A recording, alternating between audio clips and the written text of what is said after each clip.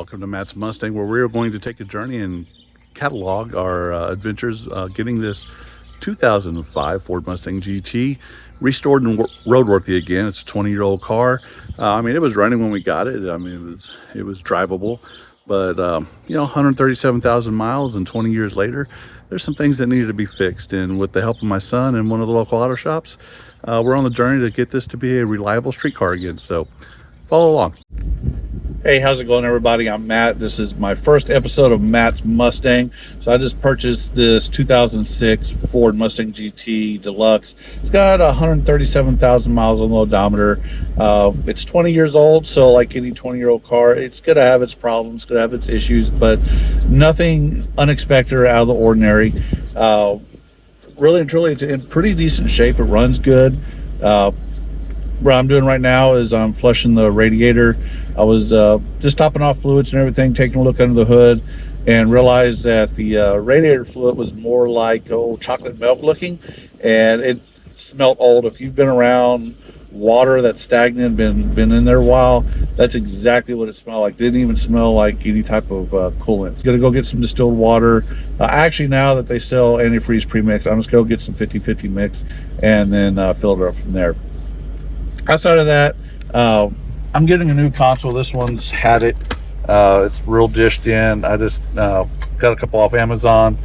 So we'll take a look, and I'll keep you updated as this project comes along. All right, so I ran up to the store, got some coolant, but this gives you an idea of what the coolant looked like that came out of here. Like I said, it was really just rusted water. You can see all the way around here. Just look at that, how nasty that is. So I got some pre-diluted 50-50 mix coolant.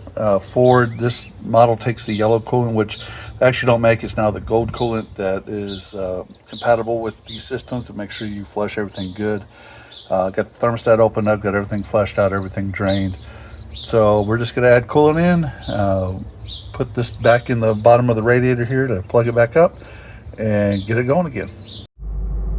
All right, so as you see, the temperature is holding fine. I am going to take this and actually get a really good flush. So I'm going to get that out. And there was still a lot of crud floating around in there, but it's holding temperature. That's all I can ask for right now until I can get it over to one of my shops and get them to do an actual real good flush on it. But as you see, 137,134 miles on it. Did have a issue with the rear end ring and pinion. This had an aftermarket ring and pinion put in, 373, several owners ago.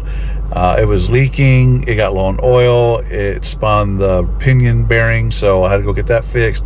It was in and out of the shop a couple times just for minor things. First thing they forgot to do was put friction modifier in there. Yeah, let me tell you right there, that's a biggie. Your rear end will clunk and sound like it's falling apart. Did that, they fixed it, then it had a leak, so took it back, got the leak fixed, so everything's going good right now. But what I want to talk to you about, the next thing I'm going to do real quick, is these things right here just keep falling off as I'm driving. Every time you turn, they fall off. They're supposed to be, I guess, clamped in. There's no adhesive on them, and they get to be a pain in the butt. So what I'm going to do here real quick is I'm going to clean these up real good with some alcohol. There may have been some adhesive. You can kind of feel some up here at the top, but it's long since gone from the heat and everything. So I'm going to clean these up a little bit. I've got some clear glue. I'm going to put it on there, just a small amount. Later on, I may want to buy some new ones. They have different colors and carbon fiber that you can buy. So I may do that and replace these later on. But if I do, I don't want to make it a pain in the butt. You can see right here, this one has got a little bit of a dinghy right there. So, you know, these are not in the best condition. There's a little crease, probably where this fell off and got bent when they tried to pick it up, or it fell over on the floorboard. So I'm going to clean these up and we'll see how good they adhere. All right, so as I'm cleaning this off, you can see right here, it looks like, I don't know if it's from the factory or if somebody just put this on here at some point, but this is really nothing more than rubber cement that's on there. It's just peeling right off here at the top. So I'm going to try to get this cleaned up as good as I can. Like I said, I'll probably end up buying some aftermarket ones just to kind of change it up a little bit. But in the meantime, I want to try to at least make this look nice. This one, ironically, down near the bottom actually is staying put pretty good. I don't want to jinx myself, but I did buy just a slip-on steering wheel cover. As you can see, this one's getting pretty ate up on the top. Typical Ford steering wheel. I don't know what Ford vehicle, especially used Ford vehicle I've owned, that steering wheels didn't do this. So it is what it is. Just a high mileage car, and an old car at that. So I'm gonna prep the covers, put some glue on there, and I'm just gonna put a couple of spots here, and we'll see how it works. All right, so I'm just gonna add some of this clear tacky glue here.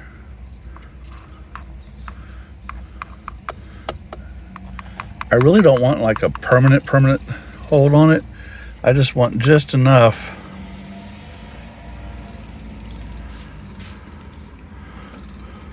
to keep it from falling off as I'm going down the road. So hopefully this will be enough.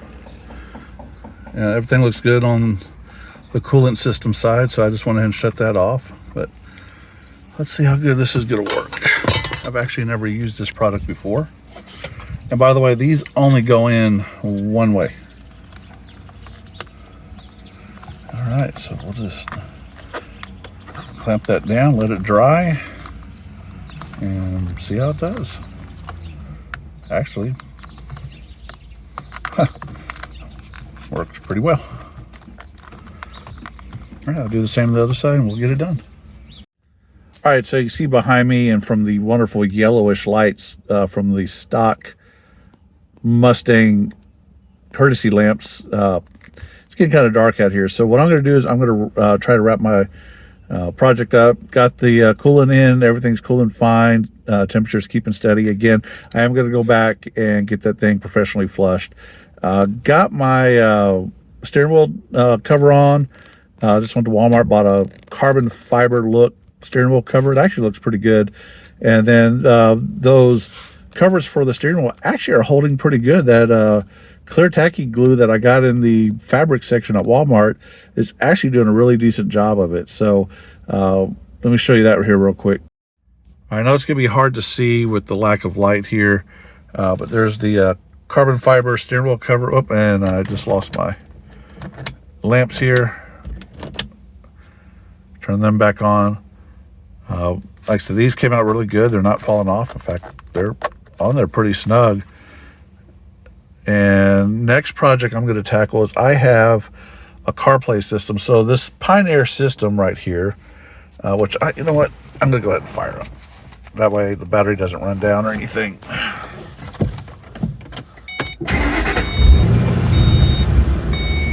All right, close the door so it stops beeping at me. Now obviously this is an aftermarket stereo system. This has the Shaker 500 factory Ford speakers, woofers, and the doors and everything. It actually sounds really, really good. And one of the things I like about this system is that it actually has, for an old system, it's a few years old. I like having the digital radio. 101X, supporting Austin music for 2 decades. So this thing gets pretty loud. Concert series, Homegrown Live. Homegrown Live. Next up, Friday night the 18th. It's Magic Rockers of Texas. So they got everything good here on that. But what I don't like is the Bluetooth is unreliable on this. It cuts in and out on my phone. It's always searching for it. It won't connect. So, and there's no like Google Maps, no Android Auto, no Apple CarPlay. Again, this is an older system. In fact, one of the sources, if you look on here, you go to source, is for your iPod. So that kind of tells you right there how old of a system this Pioneer head unit is. And actually it's got a CD player behind it, but I haven't even figured out how to get it to open up. So what I'm going to do, like I said, I bought one of the external CarPlays. It's got the suction cup for the window, but I don't like it because there's not that much space between the window and the rearview mirror. And when you put something up there, even when I had my phone holder up there, you know, Mustangs are such low profile that it, to me, in the way I sit, it actually created a blind spot there, which I didn't like, coming up to four-way stops and intersections and stuff. So what I'm going to do, and people may cringe when I do this, but I got one of the adhesive pucks right here that I'm going to put right here and bring my CarPlay out and attach it to that. That way it's convenient. I can sit there and use it here. Don't have to worry about reaching over or adjusting everything. Everything will be right here. So let's just see how that is. And if I don't like it, it's adhesive, and hopefully I can remove it without any damage to the faux metal. Hopefully I don't damage any of this here, which if it does, oh well. Again, they make replacement kits for this, and I may want a different style before it's too long. So let me see how this is going to work, and I'll be right back.